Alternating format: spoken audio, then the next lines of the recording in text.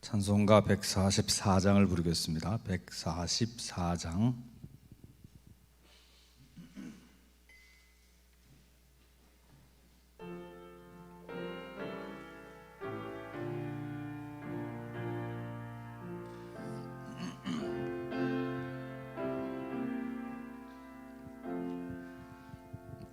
예수 나를 위하여 십자가를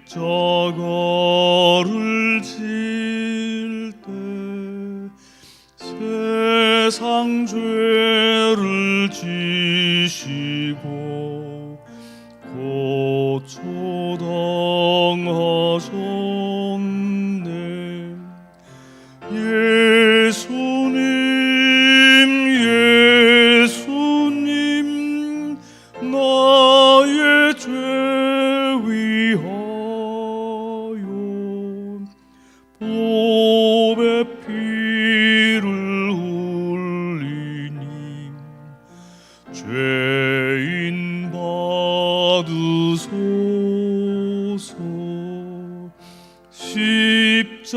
십자가를 지심은 무슨 죄가 있나.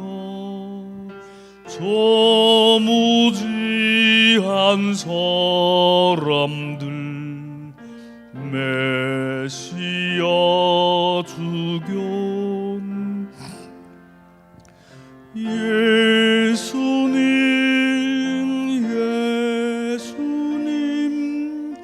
나의 죄 위하여 보배 피를 흘리니 죄인 받으소서. 피와 같이 붉은 죄 없는 이가 없네. 십자가의 공로로 눈과 같이 되네.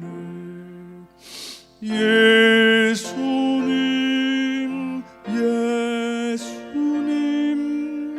나의 죄 위하여 보배 피를 흘리니 죄인 받으소서.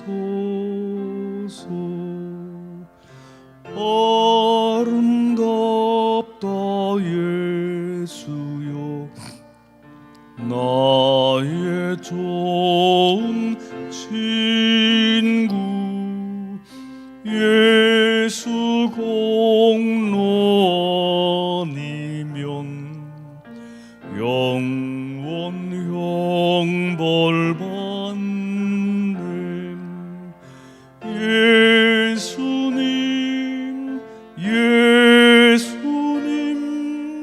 나의 죄 위하여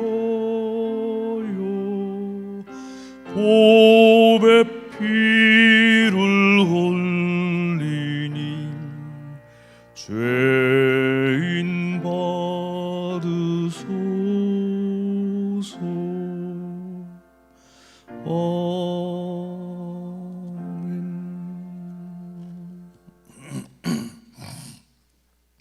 오늘 수요일 저녁 말씀은 마태복음 26장 47절부터 75절까지 말씀입니다.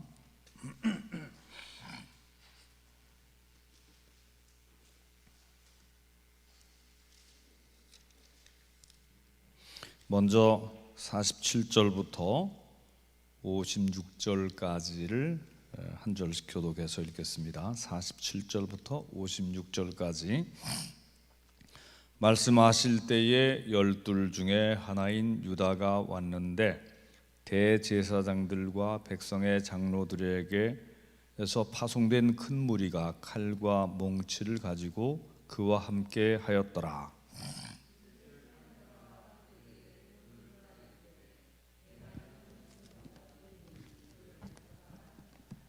곧 예수께 나와 랍비요 안녕하시옵니까 하고 입을 맞추니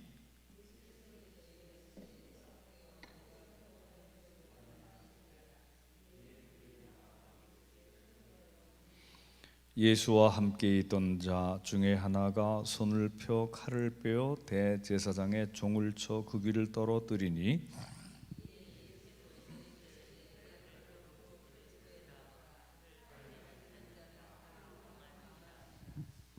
너는 내가 내 아버지께 구하여 지금 12군단 더 되는 천사를 보내시게 할 수 없는 줄로 아느냐.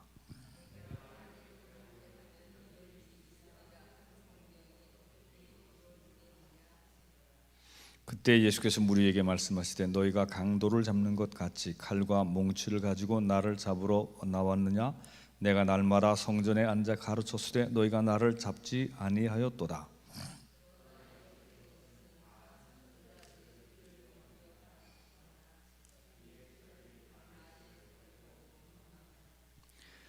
아멘. 우선 56절까지 내용만.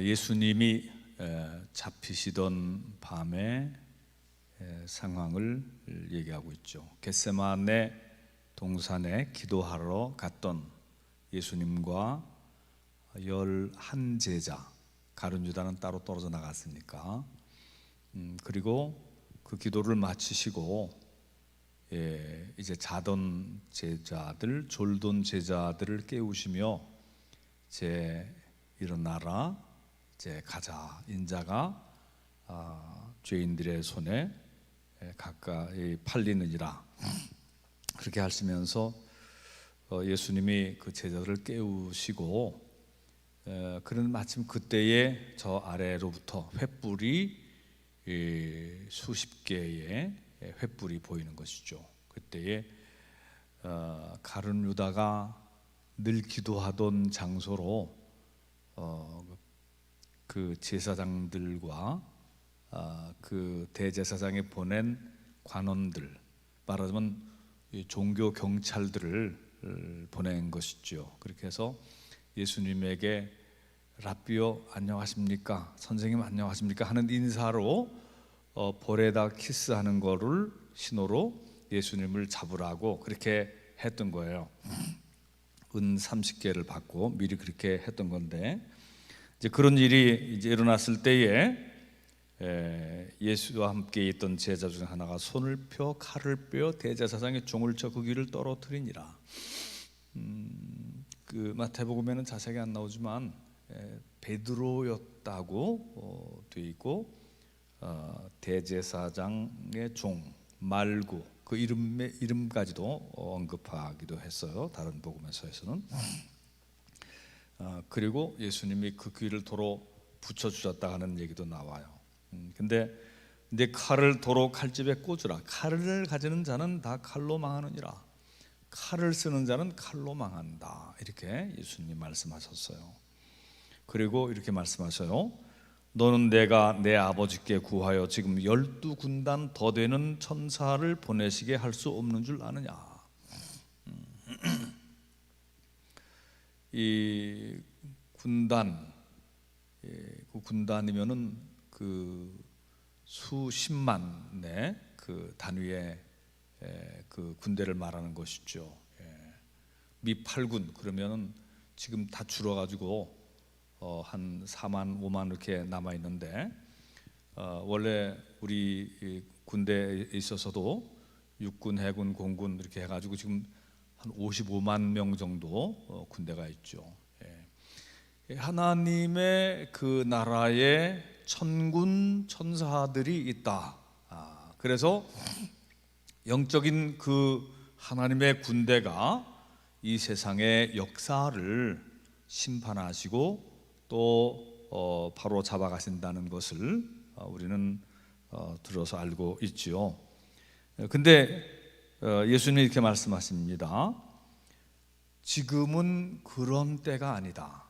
인자가 성경에 예언되어 있는 대로 이제 잡히고 고난을 받고 죽음에 이르는 대속의 죽음의 길로 가는, 근데 그것을 위해서 예수님이 마지막에 하나님 아버지께 아버지여 하실 수 있으면 이 잔을 제게서 옮기시옵소서, 그러나 제 뜻대로 마시고 아버지의 뜻대로 하옵소서 하고 마지막으로 기도했었죠. 근데 하나님의 뜻인 걸로 알고 순종하고 예수님은 순순히 가시는 것이죠. 예수님이 힘이 없어서가 아니라, 약해서가 아니라 하나님이 방치하시고 하나님이 그 악한 자들에게 그 하나님의 어떤 그 뜻이 거슬려지는 것이 아니라, 이것은 하나님의 깊은 섭리와 계획 속에, 예정 속에 있는 거예요. 이것은 그래서 하나님의 예언자들을 통해서 예언하신 그 말씀이 하나님의 아들 예수 그리스도를 통해서 성취되는 한 과정을 지금 예수님은 그것을 충실하게 하나님의 뜻 안에서 지금 순종하고 계시는 거예요. 54절 같이 읽어봅니다. 내가 만일 그렇게 하여 하면 이런 일이 일어나리라 한 성경이 어떻게 이루어지겠느냐 하시더라. 그리고 56절도 같이 읽어봐요. 그러나 이렇게 된 것은 다 선지자들의 글을 이루려 함이니라 하시더라. 이에 제자들이 다 예수를 버리고 도망하니라. 목자를 치니까 양들이 흩어졌다. 스가랴서에 나오는 말씀인데, 그런 말씀도 이루어지고 또 하나님의 아들이, 예수님도 이미 예언하셨죠. 인자가 예루살렘에 올라가서 대제사장들과 장로들과 서기관들과 또 그들에게 잡혀서 많은 고난을 당하고 죽은 후에 사흘 만에 다시 살리라. 제자들은 이게 무슨 말씀인지 잘 이해할 수가 없었어요. 예수님만 아셨죠. 예수님은 그 길로 묵묵히 가셨어요. 그리고 그 베다니 시몬의 집에 있을 때에 어떤 한 여자가 그 향유 옥합, 아주 비싼 향유를 예수님의 머리에 붓고 그런 그 얘기를 통해서 우리도 또 알죠. 막 비난할 때 이것이 얼마나 비싼 건데 허비하느냐 그럴 때 너희는 항상 나와 함께 있지 못할 것이다. 가난한 자는 늘 너희 주변에 있을 것이다. 그런데 이 여인이 행한 것은 나의 장래를 위해서 행한 것이다. 그래서 예수님은 다 모든 절차가 지금 진행되고 있는 것을 알고 계세요. 여러분 다른 종교들, 예를 들면 불교의 그 석가모니가 순교했습니까? 불교의 석가모니는 불교는 그 돼지고기 안 먹는다 그러는데 원래부터 육식을 안 먹는 종교가 아니고 석가모니가 이 돼지고기를 드시다가 체해서 돌아가셨대요. 그래가지고 돼지고기 안 먹는 겁니다. 그게 보리수 나무 아래 앉아서 그 돌을 깨치시고 그리고 고난을 통해서 수행을 하고 이제 이런 것이 불교의 그런 그 이제 진리 속에 가르침 속에 나오는 건데, 석가모니는 체해서 돌아가셨어요. 그러니까 십자가에 달려 대속으로 죽으신 그런 분이 아니에요. 박해를 받고 매 맞고 돌아가신 분도 아니에요. 그게 좀 다른 겁니다. 그다음에 마호메트, 이슬람교의 마호메트도 말이죠. 그 사람도 말하자면 예언자라고 하고 환상도 보고 그랬는데 좀 문제가 좀 많아요. 문제가 많고 핍박받아서 어디 다른 데로 가고 자기 흩어진 동족들을 모으고 예언의 말씀을 전하고 기독교의 말씀을 그들의 그 아라비아의 그 부족들에게 맞게 쉽게 삼일체 같은 어려운 것은 빼고 쉽게 이렇게 가르치면서 자기들의 문화와 자기들의 주장을 집어넣은 게 이슬람 그 경전입니다. 그러니까 거기도 순교한 게 아니에요. 도리어 어떤 막 혁명을 일으키면서 많은 사람 죽였죠. 그러니까 기독교에서 그 구약 성경과 예수 그리스도를 받아들이면서 크게 변형된 게 이슬람이에요. 근데 예수님은 당신이 죽으시는 길로 가고 계시는 거예요. 모르고 교통사고로 돌아가신 게 아니고 또 강도에 의해서 죽은 것도 아니고 갑자기 일이 잘못돼서 그래서 억울하게 돌아가신 것도 아니에요.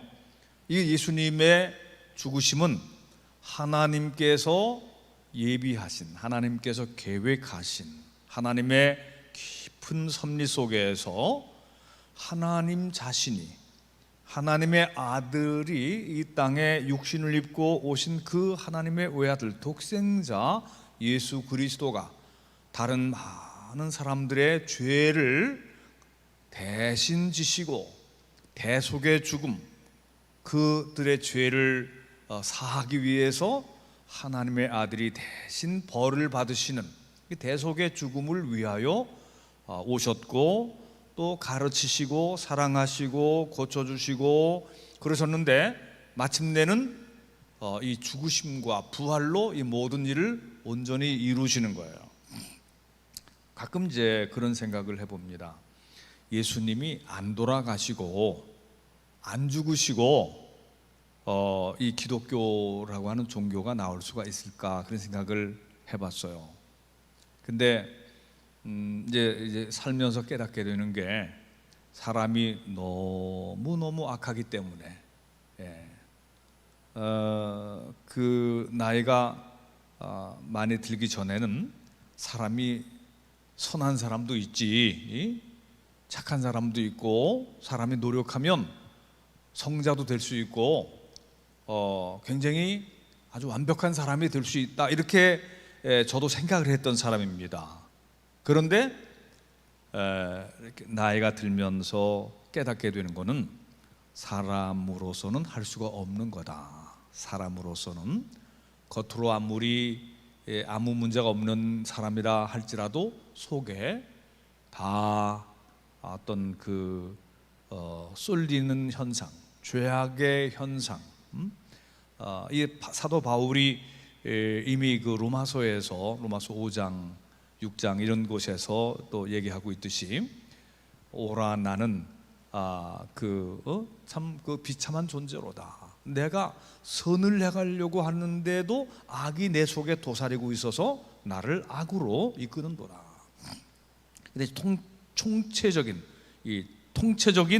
이 타락이라고 보는 거예요. 부분적인 타락이 아니라 인간은 전체적으로 타락해 있다. 그래서 인간이, 이게 불교하고 기독교가 갈리는 부분입니다. 불교는 선을 행하고 고진별도 또 잊어버리고 또 포기하고 그리고 그 다 비우면 된다고 생각하는데 기독교는 그렇게 할 수 없다고 보는 것입니다. 인간은 그렇게 할 수 없다고 보는 거예요. 어느 정도 그런 모양을 갖춰갈 수 있지만 하나님의 은혜 아니면 인간이 구원을 받을 수가 없다고 보는 것입니다. 그래서 하늘로부터 오신 하나님의 아들 독생자 예수 그리스도의 대속의 그 피 흘림과 그 죽으심이 필수 불가결한 것이라고 하는 것을 알게 되는 거예요. 그것을 통해서 구원을 받게 되는 것이지, 인간이 도를 닦고 도덕을 행하고 선을 행하고 그것은 나중에 우리 기독교에서는 그것은 구원을 받은 후에 우리가 주님을 닮아가는 그 차원에서 나오는 거지, 십자가의 보혈 그것이 없는 가운데 인간이 잊어버리고 포기하고 마음을 비우고 그러면서 도를 닦고 해서 되는 거 아니라고 보는 거예요. 그래서 저도 이제 물론 성경을 통해서 배웠지만 이게 그리스도의 죽음이라고 하는 것은 그건 다른 종교에는 없는 건데, 그리스도의 죽음과 부활, 이것은 필연적인 구원의 길이라고 하는 그런 그 믿음으로 이제 확신을 하게 되는 것입니다. 이렇게 된 것은 다 선지자들의 글을 이루려 함이니라. 이게 우연히 일어난 게 아니다. 하나님의 계획 속에서. 아멘. 하나님의 계획 속에서. 예수님은 그 계획 속에서 당신이 하나님 아버지의 뜻을 온전히 이루어가는 그 과정에서 겟세마네와 십자가의 죽으심과 그리고 부활이 있는 것이죠. 이것을 제자들도 몰랐다가 나중에 다 깨닫게 되는 것입니다.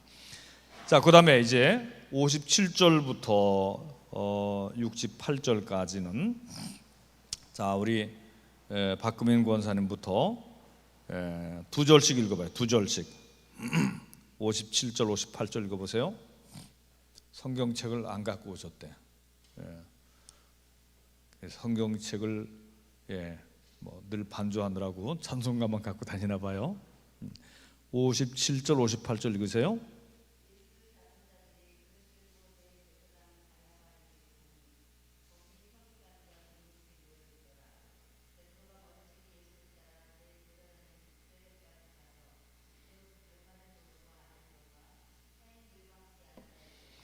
네, 59절, 60절 전도사님.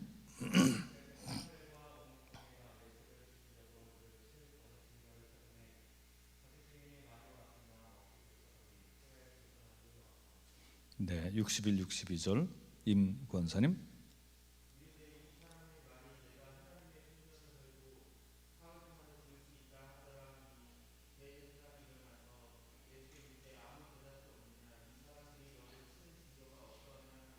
네, 사모님.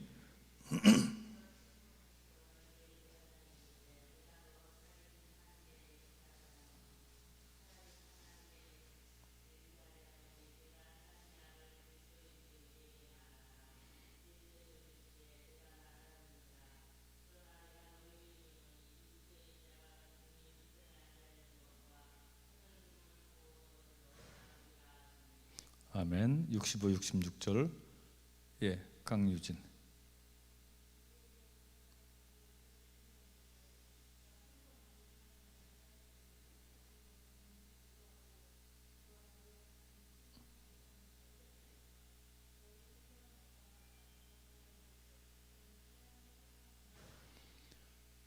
김문희 권사님.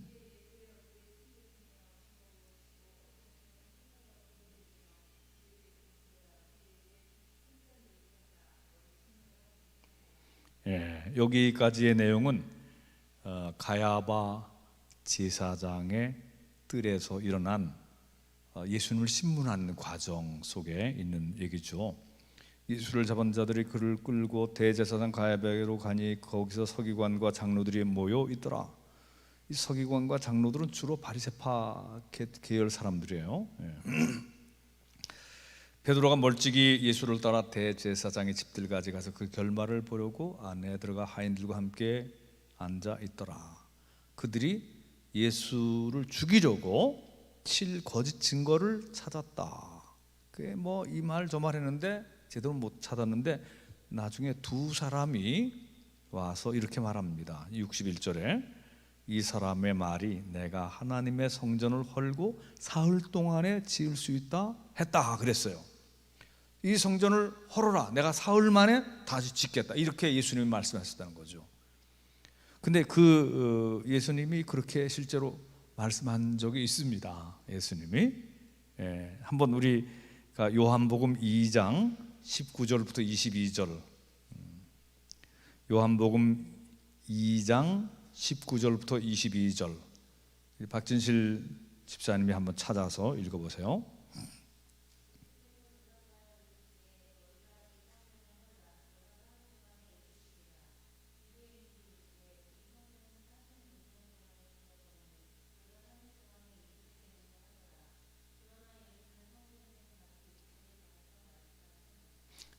무슨 말씀인지 아시겠죠? 46년 동안 지었다는 것은 그 예수님 태어나실 때에, 아기 예수 태어나실 때에 베들레헴 근방에 2살 이하의 남자아이들을 죽였던 그 대헤롯, 그 헤롯 대왕이라고 하는 그 왕이, 그 사람이 그 유대인이 아닙니다. 그 에돔 계열 사람이에요. 그러니까 자기 약점을 커버하기 위해서 유대인 제사장 그 집안 딸과 결혼하고, 그리고 유대인들한테 잘 보이기 위해서 성전에다가 막 굉장히 그 심혈을 기울였어요. 이제 그 성전이 옛날 솔로몬 성전보다는 못하지만 그 수르바벨 시대에 지어진 그 성전을 많이 보완한 거기 때문에 굉장히 아름다운 면이 있었다. 그것을 자랑할 때에 예수님께서 이 성전을 홀라, 내가 사흘 만에 다시 세울 것이다. 성전이 또 앞으로 그 성전이 돌 위에 돌 하나도 남지 않게 다 허물어질 그런 것도 예언하시고 그러셨어요. 그러나 이제 그 본 뜻은 무엇인가? 그 본 뜻은 지금 요한복음 2장에 나오는 말씀처럼 우리가 이제 그 예수님이 그 예루살렘에 들어가셔서 성전을 정화하시는, 내 집은 만인의 기도하는 집이 되리라 하셨거늘 너희는 강도의 도둑의 소굴로 만들었도다, 그렇게 하시면서 돈 바꾸는 자들의 상을 엎으시고 비둘기 팔고 또 이런 그 환전 이런 것들 다 노끈으로 만들어서 다 쫓아내는, 성전을 기도하는 집이 되어야 되는데 너희들이 장사하고 도둑질하는 곳으로 만드는구나. 그런 것을 이용해서 그 이익을 노리는 그 제사장 레위인 그들과 연결되어 있는 종교적인 어떤 그런 그 조직이 있었단 말이죠. 이런 거를 타락한 그 유대교 제사 종교의 종말을 예수님이 예언하고 계신 거예요. 그래서 그 아름다운 성전이 다 무너지고, 이것은 예수님이 죽으신 후에 부활하신 후에 한 36년 정도 지나서 그 예언이 이루어집니다. 제가 지난번 설교에서도 언급했지만 로마와의 전쟁을 통해서 아주 폭삭망하고 완전히 뿌리 뽑히는 것이 이 유대인들이 예루살렘에서 삶을 살지 못하게 되는 거고, 그래서 성전이 없어지고 언약궤도 없어지고 제사장들 쫓겨나고 다 레위인들 뿔뿔이 흩어지니까 누가 양을 잡으며 어디다가 번제를 드리며 하나님의 언약궤가 어디 있으며, 그러니까 유대교, 옛날 유대교는 그때부터 사라지게 되는 것이죠.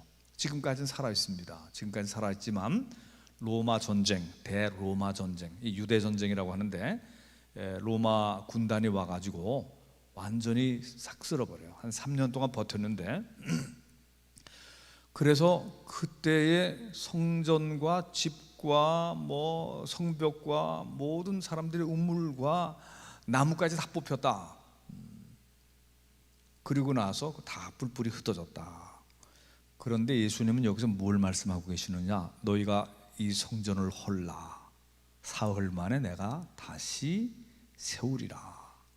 예수님의 몸, 예수님이 대속의 죽음을 죽으시고 사흘 만에 다시 살아나시는 주님의 죽으심과 부활, 바로 이것을 통해서 진정한 성전, 그리고 예수님이 그야말로 영적으로 말하면 예수님이 성전이야.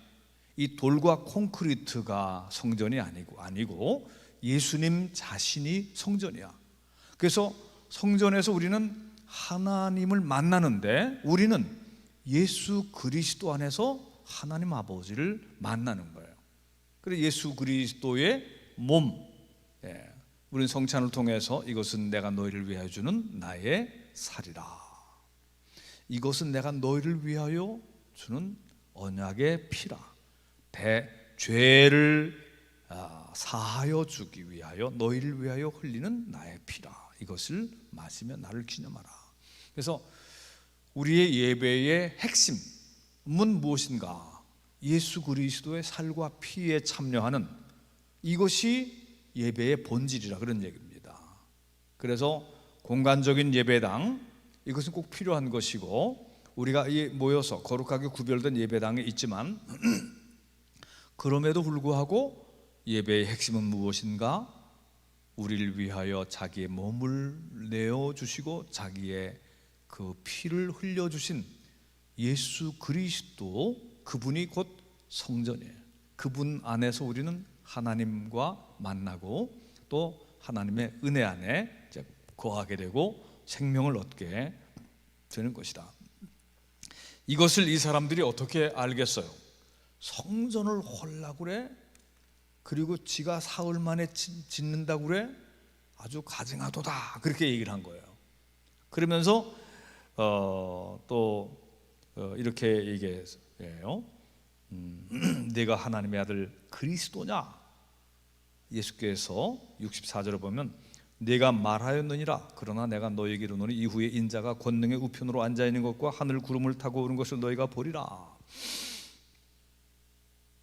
인자라고 얘기해요. 예수님은, 여기서도 예수님은 다니엘서에 나오는 하늘에서 구름을 타고 땅으로 내려오시는, 영원 전부터 계신 그 높은 보좌에 계신 그 하나님께로부터 나라와 권세와 영광을, 그것을 받아가지고 이 땅에 오시는, 여러분 다니엘서를 기억해 보세요. 그 전에는 짐승들이 나타났어요. 하늘에서 내 바람이 불어서 바다로 부니까 바다에서 짐승이 나타났어요. 처음에는 사자 같고 그 등에 독수리 날개가 달려있는, 그 다음에는 곰 같고 뭘 먹으면서 움직이는 무서운 곰 같고, 그 다음에는 표범 같고 날개가 4개나 있는 짐승들이 나타나요. 네 번째 짐승은 형태는 모르지만 아주 잔인해. 철 이빨로 뭐든지 다 씹어 먹는 잔인한 괴물이 나타났죠. 그런데 잠깐 후에, 이 모든 것이 다 지난 후에 하늘에서부터 인자 같은 분이, 그러니까 사람같이 생긴 분이, 이 짐승이 아니라면, 짐승이 아니고 사람의 아들인데, 그냥 그 사람의 써놓은 맨이 아니고 하나님의 아들이에요. 하나님의 아들인데 인자라고 표현됐죠. 우리가 사람은 하나님의 형상으로 지음받았기 때문에 이게 동물, 괴물 그런 것이 아닌 하나님의 아들 인자가 나라와 권세와 영광을 받아가지고 이 땅으로 내려오시고 그의 영광이 가득 차지는 마지막 날에 그렇게 되리라, 이런 예언을 하고 계시는데, 지금 예수님 자신은 그 인자가 하나님 우편에 앉아 있는 것을 너희가 보리라. 여러분, 우리가 지금 그 사도신경을 고백할 때 마지막에 어떻게 고백하고 있죠? 하늘에 오르사 전능하신 하나님 우편에 앉아 계시다가 그리로서 저리로서 산자와 죽은 자를 심판하러 오시리라. 이게 우리 기독교의 재림에 대한 관한 그 신념, 그 신앙 고백인데, 예수님이 이렇게 말씀하고 있는 거예요. 인자가 권능의 우편에 앉아 있는 것과 하늘 구름을 타고 오는 것을 너희가 보리라. 그러니까 이제 이렇게 얘기할 때에 대제사장과 서기관 장로들이 벌떡 일어난 거예요. 이것은 신성모독이다, 그렇게 하는 것이죠. 신성모독을 했으니 사형이다, 그렇게 하는 것이죠. 그리고서 이 재판의 속도가 붙어가는 거예요. 사형이다, 신성모독. 자기가 신이라고 했다, 자기가 하나님이라고 했다, 이런 인간이 어디 있냐, 그러면서 막 몰아간 거예요. 유대교, 이 후기 유대교, 아주 딱딱한 구조로 껍질만 남은, 열매를 열지 못하는 무화과와 같은 그런 유대교. 그런 유대교는 사실은 필요가 없는 거예요. 그래서 예수님이 이 성전을 헐라고 그랬어요. 내가 다시 세우리라, 이렇게 말씀하셨어요. 이게 말하자면 종교라고 볼 때는 엄청난 종교 개혁인 것입니다. 유대교 자체가 싹 없어지고 예수 그리스도의 교회가 생겨나는 그것이 바로 여기서 나오는 거예요. 여러분 지금 그래서 우리의 예배는 여러분들 올 때 지금 번제하려고 양 한 마리 갖고 왔어요. 염소 한 마리 갖고 왔어요. 주일날 우리가 소를 잡아서 피를 뿌리고 제사를 드립니까? 그걸 태워서 드리고 또 삶아서 또 화목제를 드리고 이렇게 하는 게 아니거든요. 우리는 예수 그리스도의 죽으심, 흠없는 완전한 하나님의 어린 양, 세상 죄를 지고 가시는 하나님의 어린 양, 예수 그리스도가 나를 위한 속죄 제물이 됐고, 나뿐만 아니라 여러분을 위해서, 여러분뿐만 아니라 온 세상 사람들을 위해서 완전한 제물이 되신 하나님의 아들 예수 그리스도가 바쳐진 제단, 굉장히 영화된 거예요. 굉장히 깊은 영성화된 것입니다. 그러니까 이제 구약에서부터 우리가 쭉 나왔지만 예수 그리스도 안에서 이 모든 제사와 예배가 훨씬 깊은 영성으로 바뀌게 된 거예요. 이런 뿌리는 예레미야에서부터 또 더욱 드러나게 되고 예언자들이 이미 예언했던 대로 되는 것입니다. 마지막으로 69절부터 75절 우리 오연숙 장로님 69, 70절 읽으세요.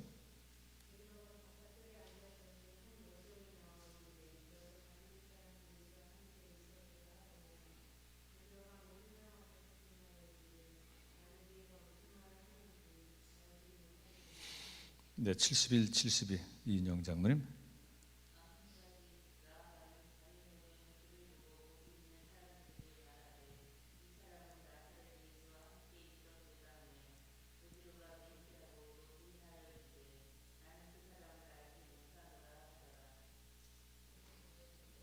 네.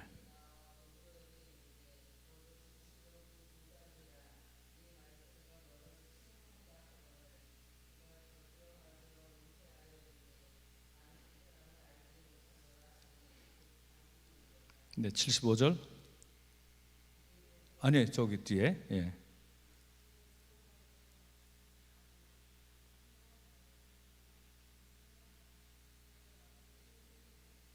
네, 잘 읽었습니다. 예. 자, 이것은 결국은 이제 베드로가 그때의 가야바의 뜰에 가서 있다가 예수님이 어떻게 재판받으시나 보고 있다가 여종에게 들키는 거예요. 들키고 또 옆으로 비켜나가다 다른 여종에게 또 들키고 또 다른 사람들에 의해서 내 말투 보니까 너도 저 사람과 같은 도당이다 이렇게 하니까 아이고 무슨 소리 하냐, 나는 절대로 저 사람과 모른다. 그러고서는 밖으로 나왔는데 닭이 울었다. 12시 지나자마자 첫 닭이 울은 것 같아요. 베드로가 예수님이 경고하신 그 말씀을 깨닫고 밖에 나가서 크게 울었다 그랬어요. 이제 부활하신 주님 만난 후에 베드로가 다시 회복되고 돌아오죠. 이런 것들이 다 예수님의 예언하신 말씀대로 된 것이고, 또 하나님께서 당신의 아들을 고난의 길, 죽음의 길을 통해서 새로운 삶의 길, 생명의 길, 기쁜 소식으로 우리에게 다가오시기 위해서 베푸신 십자가의 은혜의 사건이 일어나고 있는 그 고난의 그 때라고 우리가 볼 수가 있습니다. 오늘은 여기까지 보도록 하고요. 우리 찬송가를 같이 부르십시다.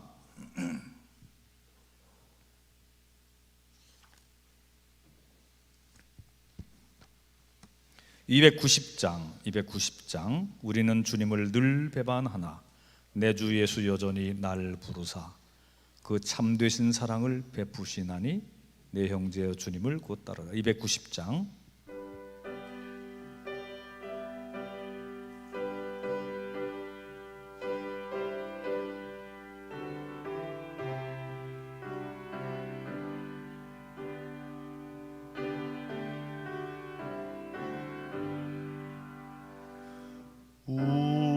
우리는 주님을 늘 배반하나 내 주 예수 여전히 날 부르사 그 참되신 사랑을 베푸시나니 내 형제여 주님을 곧 따르라. 주 널 위해 빛내 주 널 위해 빛내 주 널 위해 빛내 항상 비시네. 주께서 풍성한 은혜를 내려 내 영혼이 너날이 복받으니 주 예수를 너희도 구주로 섬겨 곧 따르면 풍성한 복 받겠네. 주 널 위해 빛내 주 널 위해 빛내 주 널 위해 빛내 항상 비시네. 무거운 짐 지고 애타는 인생 주 예수께 돌아와 고시어라. 내 주 예수 너희를 돌보실 때에 네가 넘치겠네. 주 널 위해 빛내 주 널 위해 빛내 주 널 위해 빛내 항상 비시